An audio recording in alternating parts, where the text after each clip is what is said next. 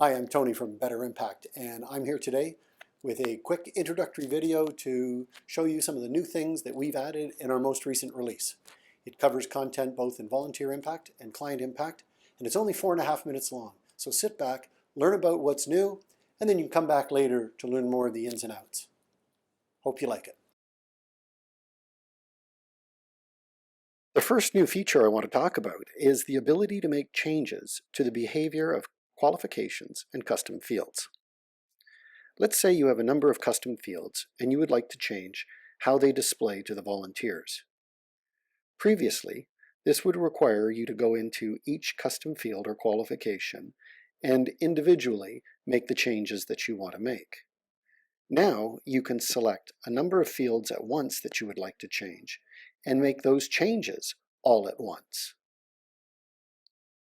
In this case, we're changing how they would display to volunteers, but we could also be making a change that is related to the permissions on whether or not volunteers can see or update data in the field. Next, I want to tell you about a new way to dress up the homepage that volunteers first see when they are first considering volunteering with you. Here's a mock-up of how this page looked previously in our existing fictitious museum. Now you have the capacity to add text at the top of the page, or to add text and a photo.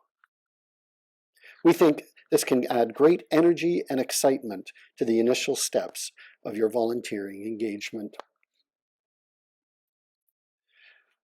We've had requests to add some flexibility around the wording of general interests as volunteers see it, so we've made it possible for you to customize this wording as it's seen in the volunteer portal.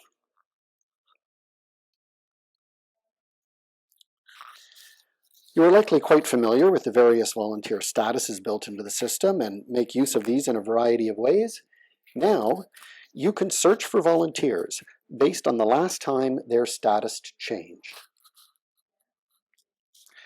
We've added another possibility for the searches that I think you'll find comes in handy. Sometimes when volunteers apply, they tick a general interest box indicating one of the areas in your organization where they would like to become engaged. But then later on, you might stop recruiting in that area and mark the related general interest as no longer active.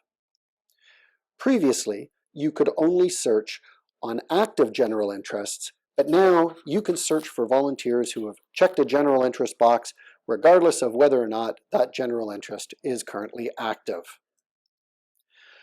For those of you who export from the software on a regular basis, we've got something I know you'll appreciate.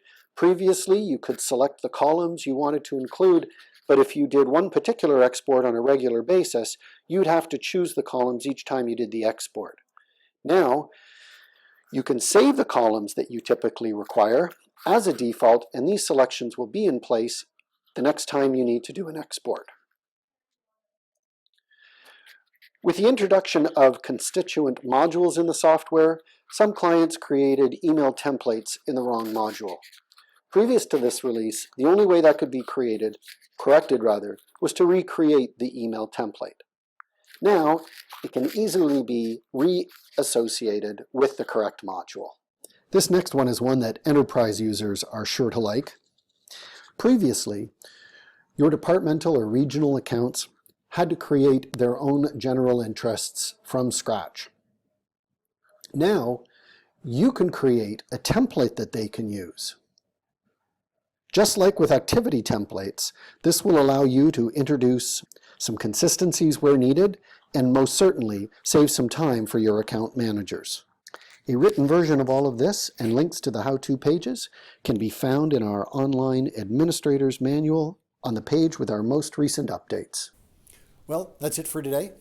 We'll have an introductory video like this one with each of our new feature releases going forward. Bye for now.